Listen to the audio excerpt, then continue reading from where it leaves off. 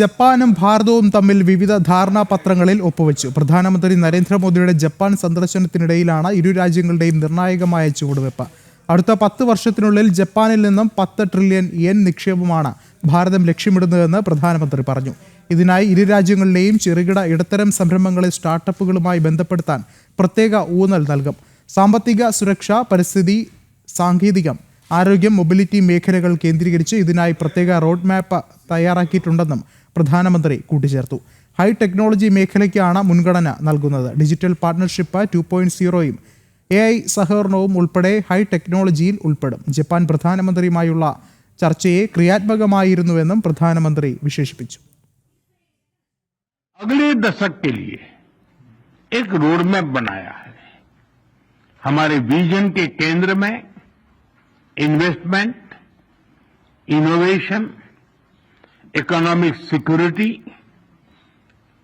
Environment, technology, health, mobility, people to people exchanges and state prefecture partnership, ये प्रमुख बातें हैं. हमने अगले 10 वर्षों में जापान से भारत में 10 ट्रिलियन येन निवेश का लक्ष्य निर्धारित किया है. കൂടുതൽ വിവരങ്ങളുമായി ഇന്റർനാഷണൽ ഡെസ്കിൽ നിന്നും ഐസൺ ജോസ് ചേരുന്നുണ്ട്. ഐസൺ, സാങ്കേതിക വിദ്യ അടക്കം നിരവധി മേഖലകളിൽ നിർണായകമായ വികസന ചുവടുവെപ്പാണ് ഭാരതവും ജപ്പാനും നടത്തുന്നത്. എന്താണ് മറ്റു വിവരങ്ങൾ? വിഷ്ണു, ആധുനിക സാങ്കേതിക വിദ്യാ രംഗത്ത്, പ്രത്യേകിച്ചും ഡിജിറ്റൽ രംഗത്തും അതുപോലെ തന്നെ നിർമ്മിത ബുദ്ധി രംഗത്തും കാര്യമായ സഹകരണം ഉറപ്പാക്കുക എന്നൊരു ധാരണയാണ് ഇരു രാജ്യങ്ങളും തമ്മിലുണ്ടായിരിക്കുന്നത്. ഭാരതവും ജപ്പാനും തമ്മിൽ ഡിജിറ്റൽ സഹകരണം, ഭാരത ജപ്പാൻ ഡിജിറ്റൽ പാർട്ട്ണർഷിപ്പ് 2.0 എന്ന ദൗത്യവും അതുപോലെ തന്നെ നിർമ്മിത ബുദ്ധി സഹകരണത്തിലുള്ള ദൗത്യവും ഇന്ന് ആരംഭിച്ചു കഴിഞ്ഞു. ഭാരതം ഔദ്യോഗികമായി ജപ്പാനുമായി സഹകരിച്ചുകൊണ്ടുള്ള ഏറ്റവും സുപ്രധാനപ്പെട്ട ഡിജിറ്റൽ രംഗത്തും അതുപോലെ തന്നെ അത്യാധുനിക സാങ്കേതിക വിദ്യാ രംഗത്തുമുള്ള സഹകരണത്തിനുള്ള ധാരണയാണ്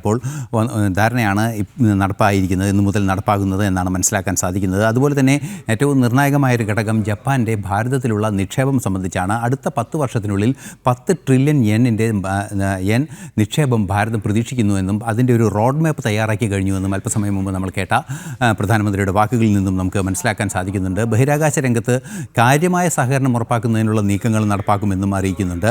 അതുപോലെ തന്നെ സാമ്പത്തിക രംഗത്തും ശക്തമായ സഹകരണം ഉറപ്പാക്കും.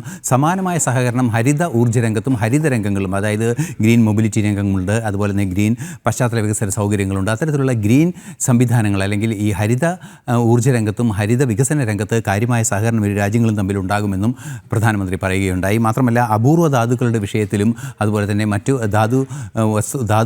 അപൂർവ ധാതുക്കളുടെയും മറ്റു ധാതുക്കളുടെയും എല്ലാം തന്നെ വിഷയങ്ങളിൽ സഹകരിക്കുന്നതിനുള്ള ധാരണകളിൽ ഒപ്പിട്ടു എന്നാണ് മനസ്സിലാക്കാൻ സാധിക്കുന്നത്. അതിൽ നിന്ന് നമുക്ക് മനസ്സിലാക്കാൻ സാധിക്കുന്നുണ്ട് ഭാരതത്തിൻ്റെ പല അപൂർവ ധാതുക്കളും വലിയ തോതിലുള്ള ഇലക്ട്രോണിക് രംഗത്തെ മുന്നേറ്റത്തിന് വേണ്ടി പ്രയോജനപ്പെടുത്താവുന്ന അസംസ്കൃത വസ്തുക്കളാണെന്നുള്ള പഠനങ്ങളെല്ലാം തന്നെ ജിയോളജിക്കൽ സർവേയുടെ എല്ലാം തന്നെ വന്നിരുന്നു.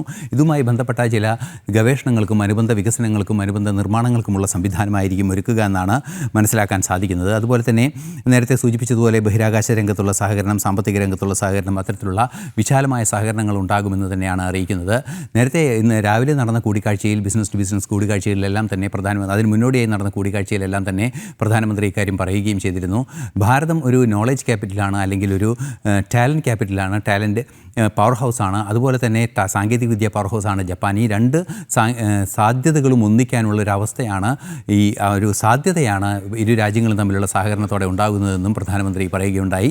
നേരത്തെ നമുക്കറിയാവുന്നതാണ്, ഇനി നാളെയും കൂടി പ്രധാനമന്ത്രി അവിടെ ചെലവഴിക്കുന്നുണ്ട്. നാളെ സെമി കണ്ടക്ടർ ഫാക്ടറിയും ഹൈസ്പീഡ് ട്രെയിനിലെ ഒരു യാത്രയും അത്തരത്തിലുള്ള പല പരിപാടികളാണ് ഉള്ളത്. ആധുനിക സാങ്കേതിക വിദ്യാ രംഗത്തും ഗ്രീൻ മൊബിലിറ്റി രംഗത്തും ആധുനിക മൊബിലിറ്റി രംഗത്തുമെല്ലാം തന്നെ ഭാരതവും ജപ്പാനും തമ്മിൽ സഹകരിക്കുന്നതിനുള്ള നിരവധി ധാരണകൾ ഉണ്ടായിട്ടുണ്ട് എന്നാണ് അറിയാൻ സാധിക്കുന്നത്. ശരി, ഐസൺ ജോസാണ് വിശദമായ വിവരങ്ങൾ നൽകിയത്.